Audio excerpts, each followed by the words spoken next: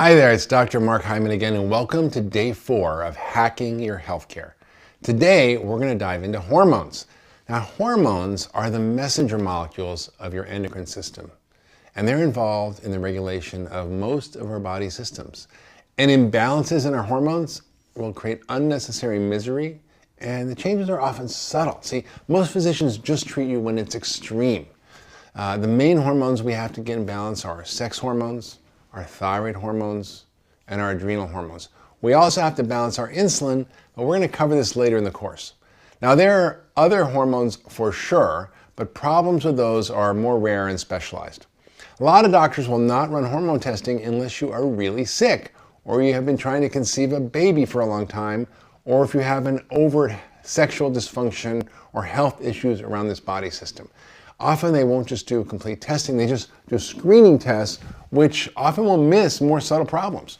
Now, in functional medicine, we believe that hormones play a big role in reproductive health, mental health, gut health, even our immune system. So even if you're not trying to have a baby right now or ever, it's still a good idea to know what your hormone levels look like for both men and women. So let's start with imbalances in sex hormones. So what could hormone imbalance look like for you?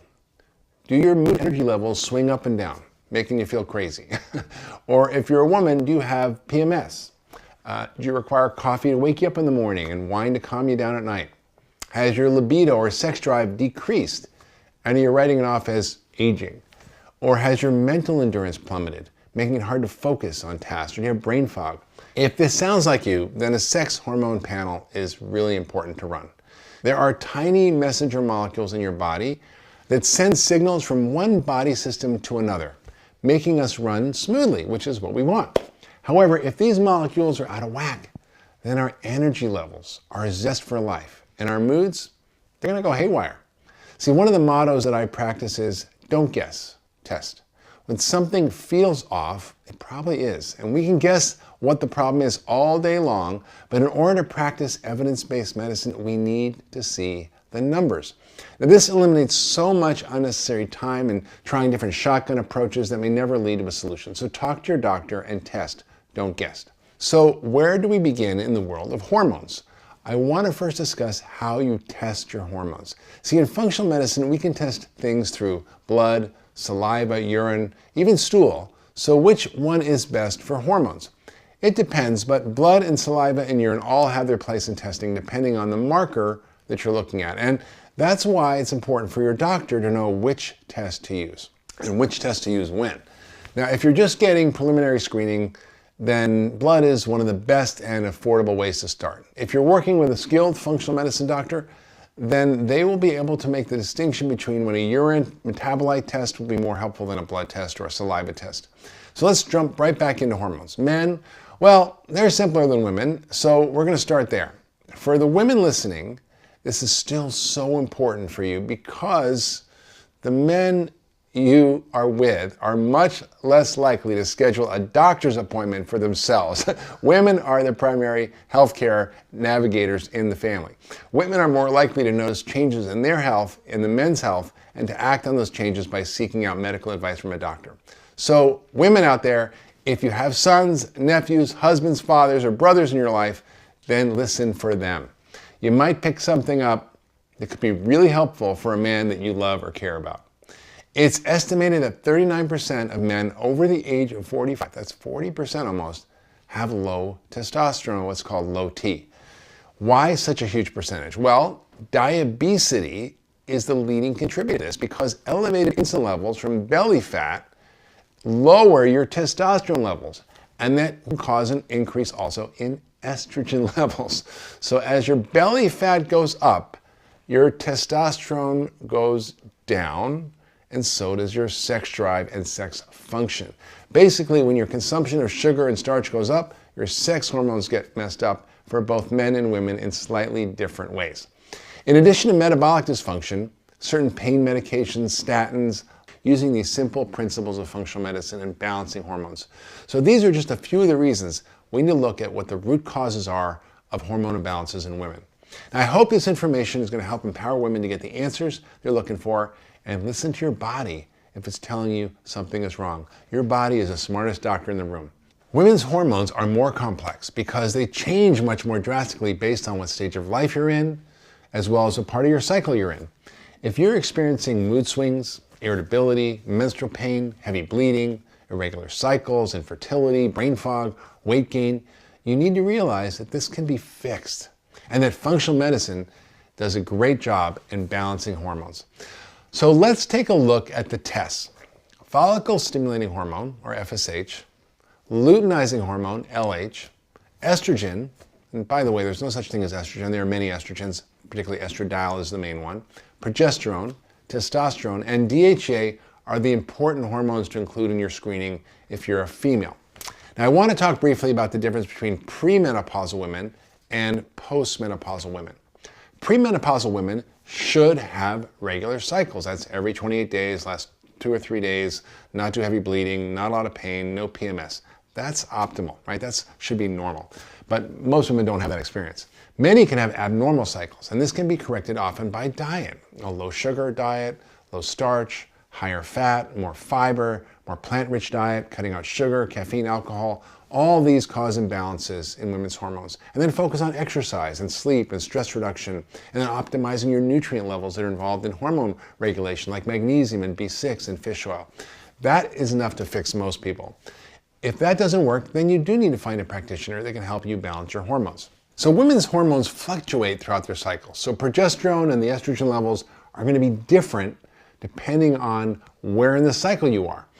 Now, the hormonal issues that you're experiencing will determine what day to run your hormone labs on. So this is be either day 3 or day sort of 18 to 21 of a woman's cycle, with the first day of the cycle being the first day of bleeding. So in addition to the timing of the test, we also have to look at the ratio of the hormones of estrogens to progesterone, since this can be a cause that creates symptoms for many, many women. The most common presentation of a disrupted ratio is what is called estrogen dominance, and this affects a lot of women. In the last half of the cycle, the progesterone should be at its highest, ideally above 5, and that's why measuring between day 18 to 21 is really important. Ideally, the estrogen to progesterone ratio should be roughly 10 to 1, around the same time period. Now, if your body is not producing enough progesterone, then you may find yourself with symptoms of estrogen dominance, even if the estrogen levels themselves are not high, because it's about the ratio and the balance of hormones. What are the signs of estrogen dominance? Well, it could be anxiety, overwhelm, it could be infertility, it could be shorter cycles, it could be heavy bleeding, it could be more PMS, it could be breast tenderness, fluid retention, weight gain, spotting between cycles, trouble sleeping. All these are signs of estrogen dominance. Now, FSH, that's the hormone that's made by the brain that helps the follicles in the ovary develop, get ready to release an egg and have a baby. LH is the other brain hormone, which triggers a release of the egg so that conception can occur. That also helps develop the progesterone in the second half of your cycle, and many women have low progesterone in the second half of their cycle.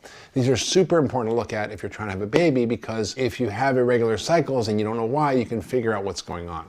If your ratio of the LH to FSH is high, it indicates that you probably have something called PCOS, or polycystic ovarian syndrome. Very common. It's not actually an ovarian problem. It's a problem of diet that causes insulin resistance, a diet that's high in starch and sugar, and can lead to symptoms of heavy bleeding, irregular cycles, acne, facial hair, and hair loss on the head, and infertility. So now we know that testing on a specific day of the cycle is really important to figure out what's going on. But what about postmenopausal women? Do we even need to test hormones? Well, yes, we do. We absolutely do. However, we do not need to worry about testing on a specific day of the month. Now, one thing to remember, if you test a woman who's in the perimenopause, their hormones can be wildly erratic. One day they may be low, one day they're high. So it's really important to pay attention to their symptoms and treat the symptoms, not the test. But they can be helpful. Now, we talked about testosterone in the man, but we want to revisit it here because testosterone is just as important for women as it is for men. Now, one of the most common things I see is this clinical scenario. A woman comes in, she's gone from doctor to doctor to doctor, complaining about low energy levels and no sex drive. She's been told it's aging, or maybe it's all in her head and she needs Prozac, Well, then she comes to the Ultra Wellness Center, our center in Massachusetts. We run a comprehensive panel on her, and her testosterone levels come back undetectable, 0. It's no mystery why women like this don't feel good. They don't feel like themselves, and they've lost their vitality and their sex drive and their sex function. She's running on empty. In women, the total testosterone level should be between 60 to 80, and the free testosterone level should be over 0.5. Now, testosterone is essential for a clear brain function, for motivation, for sexual desire, for maintaining lean muscle mass, and optimizing your energy. Now, if you're a woman and you're tired and you have a low libido or sex drive, does that mean that you have low testosterone? Well, maybe, but not necessarily. And this is why you need to test and not guess. We always want to find the why behind the symptoms, not just treat the symptoms or the test blindly. With all lab measurements, there can be too much of a good thing. Testosterone is definitely one of these things. Testosterone is an androgen. It's a male hormone, but it's in women too.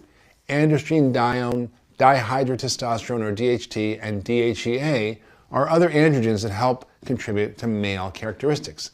Elevated levels in women of any of these hormones is very common in polycystic ovarian syndrome, which again comes from women who are eating a lot of sugar and starch, and they grow facial hair. They lose the hair on their head. They get acne, all signs of too much testosterone.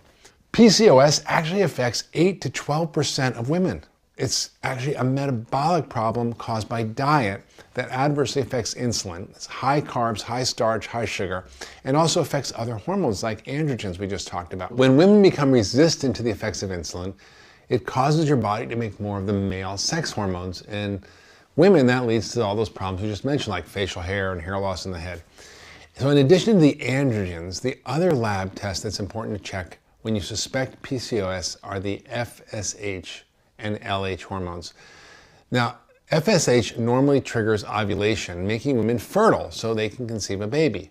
But in PCOS, this mechanism is broken and the FSH can be low. So low that ovulation and conception can't occur, which is why women with PCOS have infertility.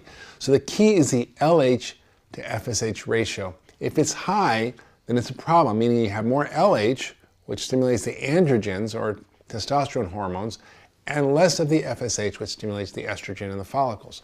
So how do you know if you have PCOS? Well, other than testing, things like facial hair, irregular menstrual cycles, heavy bleeding, thinning of your head hair, weight around the middle, all can be signs of PCOS. We are also seeing a rise of thin people presenting with PCOS. So it's no longer exclusively thought as a condition of overweight women. Now in functional medicine, it's essential to remember that we're finding the root cause. So if you see any cysts on the ovaries or any of these abnormal lab tests that point to PCOS, the story should not end there. You don't just want to take the pill and cross your fingers. You want to go back to the real issue, the metabolic disturbance caused by diet that's high in starch and sugar. We're going to talk about what testing is essential for metabolic conditions in a video coming up, so stay tuned for that. Now, the tests that we've discussed so far can all be measured with a simple blood test.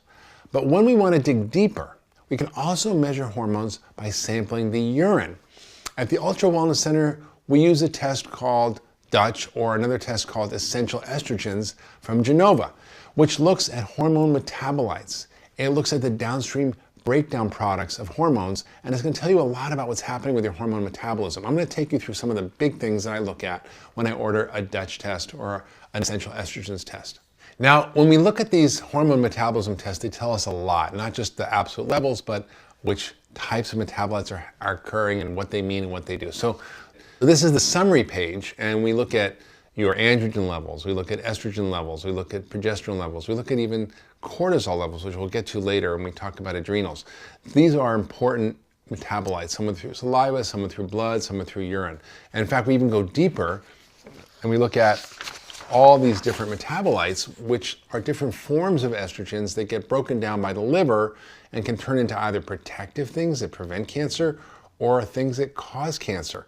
So you really want to be careful when you look at this. If someone has a high risk of cancer, if someone's taking hormones, if someone has messed up hormones, this tells you a lot about what you can do. And then you can adjust what you're doing. You can take various nutrients like diindolylmethane, which comes from broccoli, or other things to help balance out these hormones. And that's what a good functional medicine doctor will do. Now, we talked about fatigue when we talked about low testosterone, but there's definitely another hormone that you want to check if you've experienced low energy, and that is your thyroid hormone levels.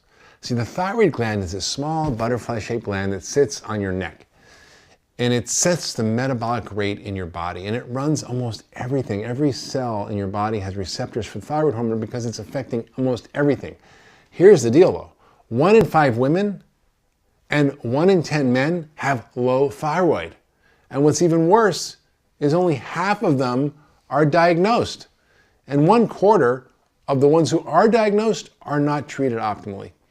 You see, thyroid problems are often undetected because most practitioners do not know how to fully evaluate thyroid health. Your primary care doctor might run a screening test called TSH, or thyroid stimulating hormone. But this is not enough to decide whether or not your thyroid is optimally functioning.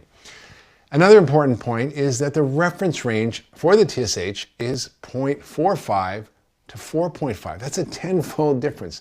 That's a huge range. Does that mean if your value is 4.4 compared to 5.5, is that the same? No, it's not. And you will have very varying symptoms based on what your levels are. So what are the kinds of symptoms that a low functioning thyroid might cause? Well, you could have cold hands and feet. You could have trouble losing weight or weight gain. You could have hair and nails that are brittle. You could have dry skin. You might be constipated and not having 1 or 2 bowel movements every day. Maybe you're tired all the time. Maybe you have trouble getting up in the morning, which is really a common sign for low thyroid function. Maybe you have brain fog or memory issues or depression or low libido. I mean, there's all kinds of symptoms that happen because it runs almost everything. It might even cause high cholesterol. These symptoms warrant a thyroid panel to see if the gland is not kicking out the fuel it should be. And that's not just the TSH, it's a full thyroid panel, which we're going to talk about in a minute. So you go to your doctor, and since you've seen this video, you're going to tell them your symptoms, and you're going to ask them if they're willing to do a full thyroid panel to see if this could be the cause. And what does that include? It includes the TSH, yes, but something called a free T3, a free T4, anti-TPO antibodies, and anti-thyroglobulin antibodies. This is a bare minimum to determine whether your thyroid is working the way it should be. Make sure you get these specific tests, as they are not routine. And in fact, the truth is, there are a lot of old thyroid panels that are listed on lab orders, and you get something from like the 1980s, which is not very helpful. These are the up-to-date, latest scientifically validated tests. So it's important you get those tests that I just mentioned, because I've seen people with a normal TSH but elevated thyroid antibodies indicating they have an autoimmune disease, or they have low T3 but everything else looks normal. So you have to look at the whole thing. Most practitioners are only going to look at the TSH, and they don't even interpret the TSH properly. It should be between 1 and 2 ideally. Even the American College of Endocrinology now considers anyone with a TSH greater than 3 as hypothyroid, even though the lab reference ranges haven't been corrected. Now, those tests that we just went over are my main tools for thyroid health. However, some people may need to go a little deeper to get a special test called reverse T3 to learn if something is blocking their thyroid function, because the levels could be normal, but it might be blocked. So things like heavy metals or mercury, pesticides, yeast infections, nutritional deficiencies like selenium, D, or zinc, even iodine could block hormone function of the thyroid. So reverse T3 is like the brake that stops your thyroid hormone. And sometimes there's good reasons for it, but often it's because something's wrong. Unfortunately, toxins, stress, inflammation, all increased levels of reverse T3, which blocks your thyroid. Even if the regular thyroid tests appear normal, high levels of reverse T3 mean your thyroid's not really working properly. The thyroid is such a small gland, but it has a massive impact on your body. Now, years ago, I wrote an ebook. It's called The Ultra Thyroid Solution. And I explain how you can use diet, fixing nutritional deficiencies like zinc, iodine, selenium, vitamin D, and others, how you can handle stress and address environmental toxins to impact your thyroid, and how you can actually fix those problems. So if your doctor insists that your TSH is the only marker you need to run, then you might want to think about finding another doctor and firing them and hiring someone who's open to or least involved with thinking differently about health and is open to functional medicine. Now, cortisol is a hormone that's produced by your adrenal glands, the little glands that sit on top of your kidneys. They're responsible for waking up in the morning, for responding to stress. They're really important. And they produce this hormone cortisol, as well as other reproductive hormones, things like estrogen, testosterone. In fact, in menopausal women, that's where a lot of your sex hormones come from. Now, these are the reasons we've got to take good care of our adrenal glands. These glands are our first response to stress. And in chronic stress, your adrenal glands get pretty beat up and your energy can plummet and it can be difficult to manage your life. You could feel tired and wired where you're really all fatigued and exhausted, but you get into bed, you just lay there, you feel